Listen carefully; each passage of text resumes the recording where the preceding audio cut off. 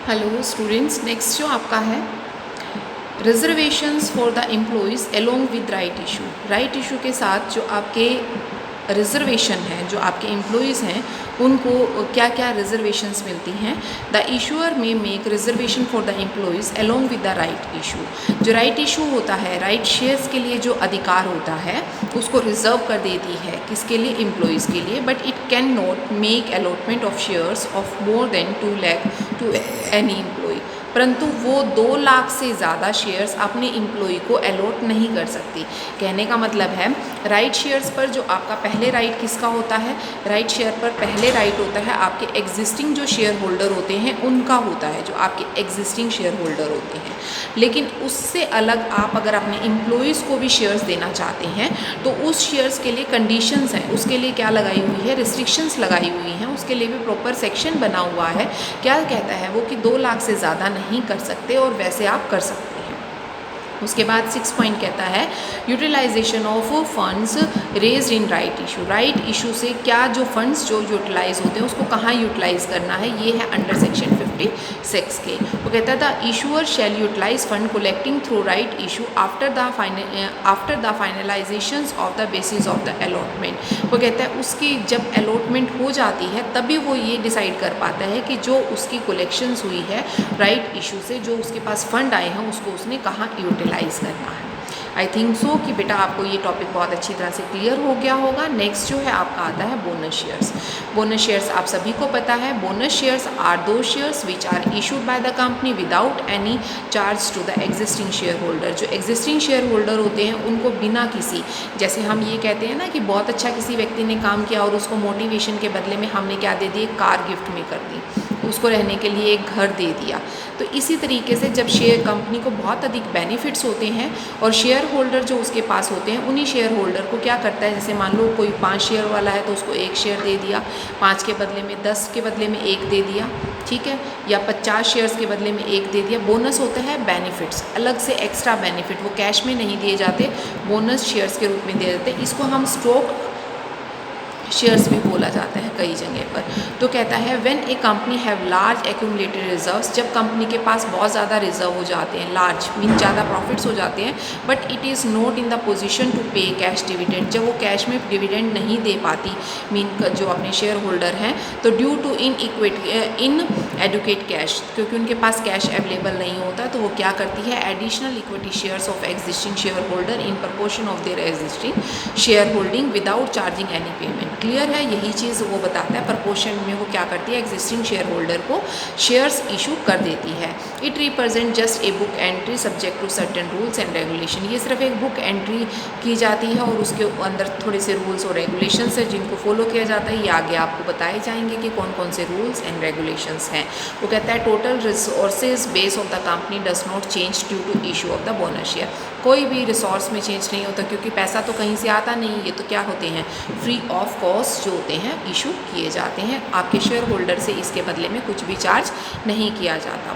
There are 2 ways of issuing the bonus shares of the share holder. These क्या हैं? By way of making existing partly paid up shares. वो कहता है जो existing partly paid up share होते हैं fully paid up without charging any cash from the share holder, उनको क्या कर दो, जिन मान लो 10 रुपये का एक शेयर था और लोगों ने 5 रुपये दे दिए, शेयर होल्डर ने 5 रहते हैं, तो उस 5 को आप लो मत, वो आपका उनका क्या हो गया? बोनस हो गया। और जो लोग फुल्ली में होते हैं उनको आप शेयर्स दे देते हैं, 5 के बदले में 1 दे सकते हैं, 10 के बदले में 1 दे सकते हैं। तो इसीलिए वो कहता है कि आप 2 तरीके से शेयर्स को इशू कर सकते हैं। एक किस तरीके से, जो पार्टली है उनको आप फुली पेड अप कर दीजिए, उनको वहाँ से बेनिफिट हो जाएगा, और जो फुली वाले होते हैं उनको आप क्या कर दीजिए? एक्स्ट्रा में कोई शेयर्स दे दीजिए, वहाँ से उनको बेनिफिट हो जाएगा। उसके बाद नेक्स्ट आपका आता है SEBI regulation 2009 for the bank bonus shares. Bonus shares के लिए जो सेबी की नई गाइडलाइंस है वो क्या है? वो कहते हैं condition for the bonus issue regulation 92 के अंदर। अब देखो सारे सेक्शन जो है वो 92 से शुरू होंगे, जो पीछे थे आपके वो आपके 52 से लेके 56 तक जो थे वो सारे के सारे आपके राइट इशू से रिलेटेड थे, ठीक है। अब आपके यहाँ पर क्या आएंगे? बोनस इशू से रिलेटेड आएंगे। बेटा मैं बार बार कह रही हूँ हर वीडियो को कम से कम 2 बार जरूर सुना करो, ताकि कोई पॉइंट बीच में स्किप हो तो वो आपको अच्छी तरह से क्लियर हो जाए।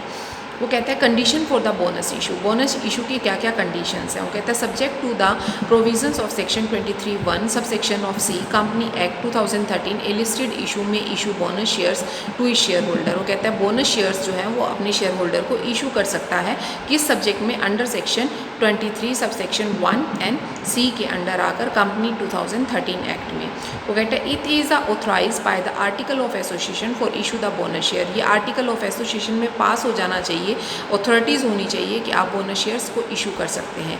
कैपिटलाइजेशन ऑफ रिजर्व, रिजर्व को क्या कर सकते हैं, कैपिटलाइजेशन कर सकते हैं, मीन बढ़ा सकते हैं। If no provision is present in the article of association then a special resolution is to be pass in the general. अगर आपने पहले से कोई आर्टिकल ऑफ एसोसिएशन में ऐसा नहीं लिखा हुआ तो आप एक स्पेशल रेजोल्यूशन को पास करवाएंगे एक जनरल बॉडी मीटिंग के अंदर, और उसके बाद इसको आर्टिकल ऑफ एसोसिएशन के अकॉर्डिंग आप अपनी कैपिटलाइजेशन रिजर्व कर सकते हैं, आप बोनस शेयर्स को इशू कर सकते हैं। It has not defaulted in a payment of interest और the principal in respect of fix deposit और debt security issued by it. वो कहता है it has not defaulted in the payment of interest, ये payment of interest का default नहीं होता कि जिसकी वजह से आपको ये बोनस शेयर इशू करने हैं। ये कहता है ये ऐसा कुछ भी नहीं होता कि आपने कोई भी प्रिंसिपल अमाउंट है वो देने में आनाकानी की या फिर किसी पेमेंट का इंटरेस्ट है उसको आपने फॉरगिव कर दिया, ऐसा नहीं होता। ये सिर्फ पुराने जो एग्जिस्टिंग शेयर होल्डर होते हैं उनको ही डिविडेंड कैश में ना देने की सिचुएशन में आप क्या करते हैं, उनको डिविडेंड के बदले में as a bonus share issue कर देते हैं। It has no defaulted in payment of statutory due to the employees such as contributions to the provident fund, gratuity and bonus। और ये ऐसा भी नहीं कि आप ग्रेचुटी या पेंशन और बोनस ना दे पाएँ और उसके बदले में उठा के आप शेयर इशू कर दें, ऐसा नहीं होगा। मीन जो उनका बोनस है वो आपने देना है, जो ग्रेचुटी है वो भी आपने देनी, जो प्रोविडेंट फंड है उसका पैसा भी देना है। ये जो होते हैं ये सिर्फ आपके डिविडेंड के रेसिप्रोकल तो चल सकते हैं कि आपका डिविडेंड कैश में अवेलेबल नहीं था, आपने उसको कैश के बदले में क्या दे दिया, स्टॉक में दे दिया, स्टॉक मतलब शेयर्स के रूप में दे दिया, और उन शेयर्स को आपने क्या कहा, बोनस शेयर्स कहा। क्लियर है। उसके बाद वो कहता है they partly paid up shares are made fully paid up, और इसके अंदर पार्टली को फुल्ली माना जाता है। ये सेकंड तरीका था। एक तरीका था जो आपके पार्टली होते थे उनको आप फुल्ली मानकर जो बीच का अमाउंट था वो आप उनसे रिकवर नहीं करते, चार्ज नहीं करते और आप खुद दे देते हैं, तो वो उनके लिए बोनस हो जाता है। नेक्स्ट आपका आता है restrictions for the next topic next recording.